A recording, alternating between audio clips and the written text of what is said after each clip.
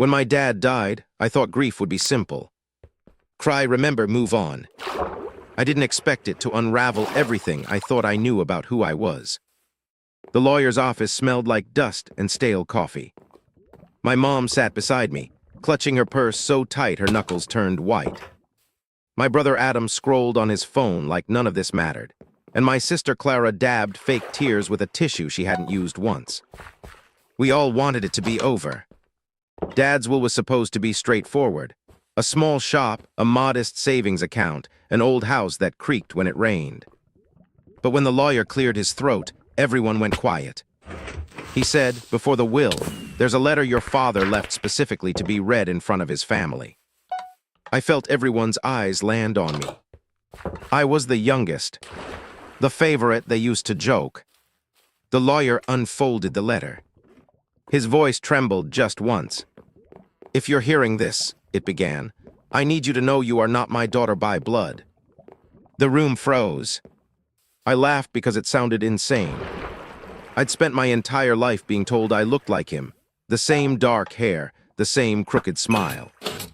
Mom whispered. He was confused near the end, but her voice cracked halfway through.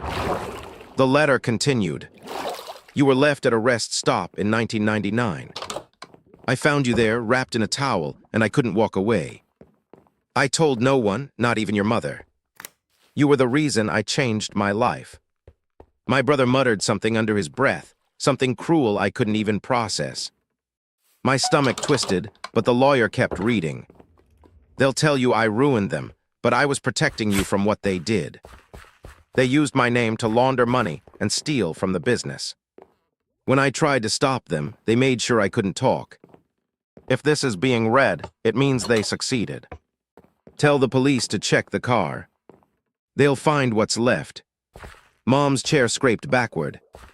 She was shaking. "Stop this," she shouted. "He was sick." "You can't," but the lawyer said it was notarized and dated 2 days before the crash. The room turned into chaos. Clara was crying, Adam was yelling, Mom was screaming that I'd forged it somehow. I couldn't breathe. I ran outside and threw up on the sidewalk. That's when Mom followed me out. Her voice was soft now, almost tender. "He should have burned that letter," she said. When I looked at her, she wasn't angry anymore. She just looked tired. She reached into her coat and handed me a small yellowed envelope. It had my name written in careful script that wasn't Dad's. I opened it. Inside was a Polaroid of a newborn baby, lying on gravel next to a green highway sign that read Exit 47. The baby was wrapped in a hospital towel.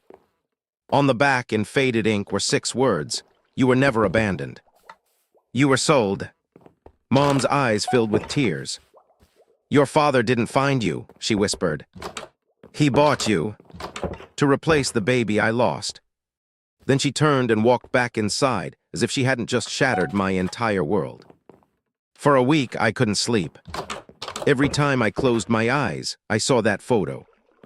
The cracked asphalt, the green sign, the tiny hands. I started digging through old documents, drawers, boxes, anything that could tell me what was real. That's how I found the adoption papers, hidden behind a false panel in Dad's office wall. My name wasn't on them, but the date matched. 1999. The same rest stop. And the signature at the bottom, Margaret Doyle. My mother's maiden name. I started researching, and that's when I found it. A news article from 2001.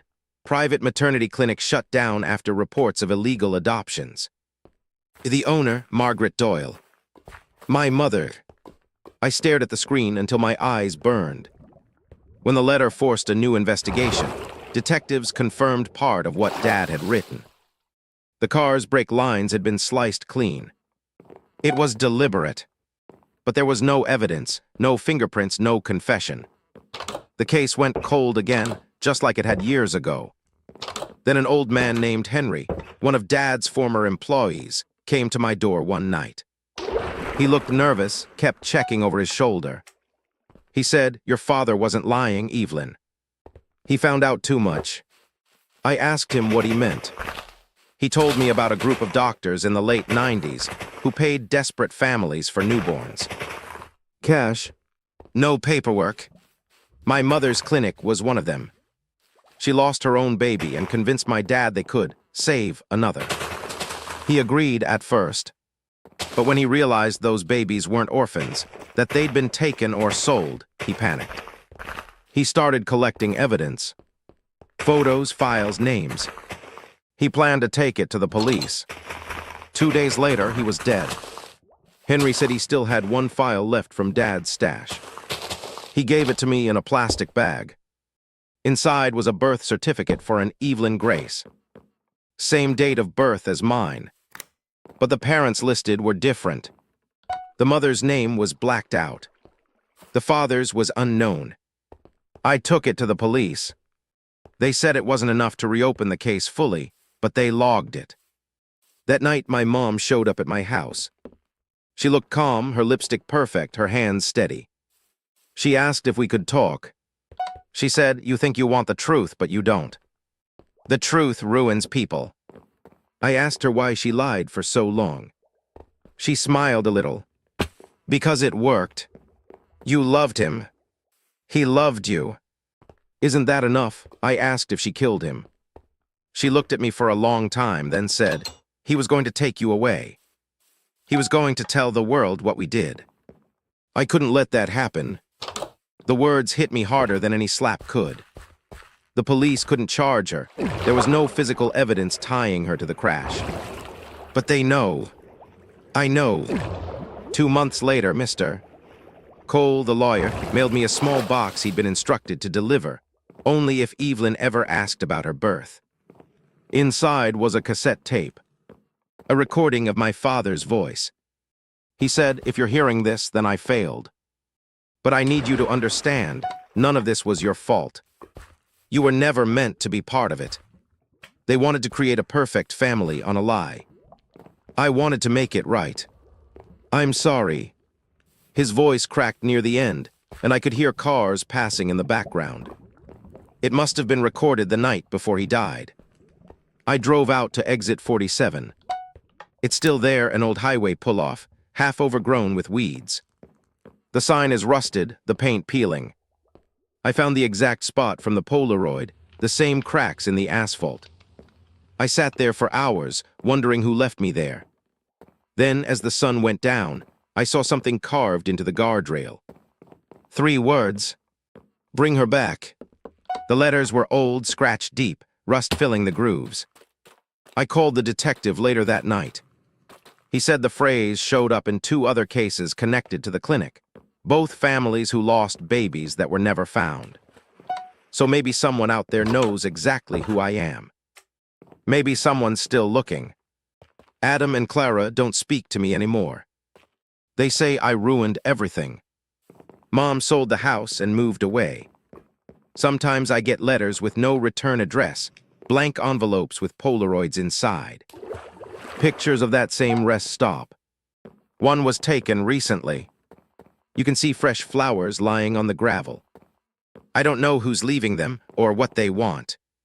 The last one had a single word written on the back: soon. I burned it. But sometimes, late at night, I dream about 2 versions of myself. The one he bought and the one he buried. One of us is still out there, and I don't know which one I am. So tell me, Ada, for letting the truth out, for reading that letter in front of everyone, even if it destroyed what little family I had left. Because some nights I think I did the right thing. And other nights, when I see those blank envelopes waiting by my door, I wonder if the truth was never meant to be mine at all.